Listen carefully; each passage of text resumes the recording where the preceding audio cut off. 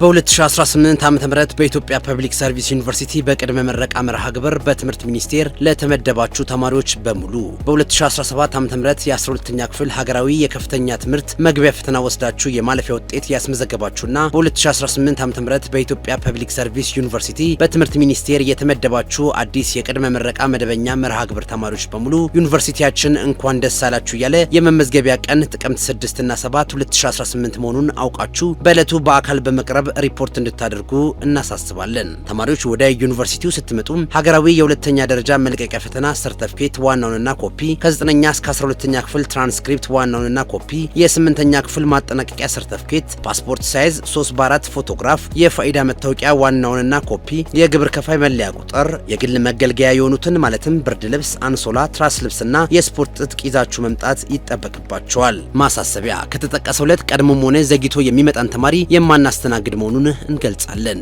ጥቅምት 6 እና 7 2018 ከማለዳ 2 ሰዓት እስከ ቀትር 10 ሰዓት በአራት መውጫ በሮች ባሉት መናኸሪያዎች ማለትም ከአውቶቡስ ተራ መርካቶ፣ ከቃሊቲ መናኸሪያ፣ ከአየር ጤና መናኸሪያና ከላምበረት መናኸሪያ ባሉ ቦታዎች እናንተን ለመቀበል አውቶቡሶችን አዘጋጅተን የምንጠብቃችሁ መሆኑን ከወዲሁ እናሳስባለን። ለበለጠ መረጃ የዩኒቨርሲቲውን ድረገጽ